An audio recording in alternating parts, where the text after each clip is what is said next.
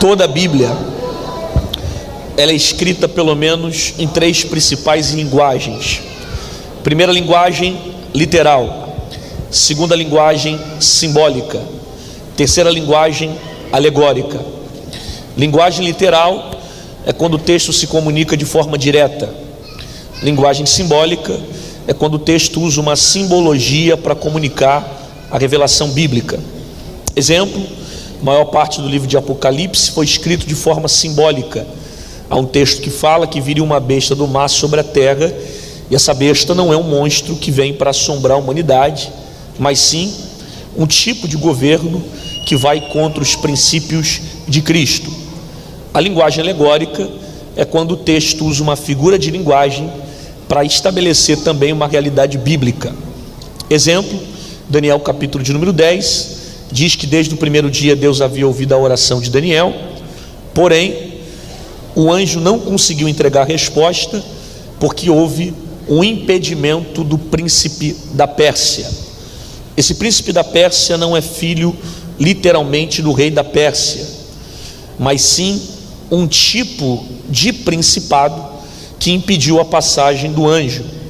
Tanto que você percebe que o texto diz que o Senhor teve que mandar o arcanjo Miguel para desfazer o principado.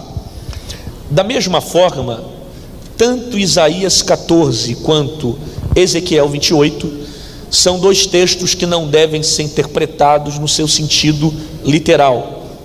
No sentido literal, Ezequiel 28 fala do rei de Tiro. No sentido literal, Isaías 14 fala sobre a ruína da Babilônia e a restauração de Israel, ou o livramento de Israel. No sentido alegórico, tanto Ezequiel 28 quanto Isaías 14, a teologia antiga afirma a ideia que esses são os dois textos que afirmam sobre a origem de Satanás. São dois textos que vão falar sobre a origem do diabo. Logo, eu quero pregar sobre o inimigo invisível, mas para que você entenda quem é o inimigo invisível, você precisa compreender a sua origem.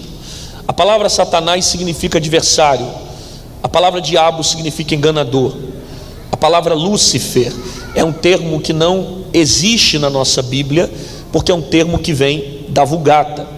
Porém, a expressão que Isaías 14 em diante usa, versículo de número 12, diz: como caíste do céu, ó estrela da manhã, é o termo que se refere a Lúcifer. A expressão estrela da manhã se refere a Lúcifer. E você percebe como muitos lugares, e até cristãos, usam essa expressão para adorar a Jesus. És a nossa estrela da manhã. Ué, pastor, mas a teologia antiga não afirma que essa expressão se refere a Satanás? Sim, porém a forma como a Bíblia fala de Jesus está em Apocalipse, capítulo de número 22, versículo 16. Eu sou a raiz de Davi e a geração de Davi, a resplandecente estrela da manhã. Então perceba, a forma como a Bíblia fala de Jesus não é somente como estrela da manhã, mas sim a resplandecente estrela da manhã. Jesus não é somente um tipo de estrela ou um tipo de luz. Jesus é a totalidade da luz. Ele é todo tipo de luz. Ele é a resplandecente estrela da manhã.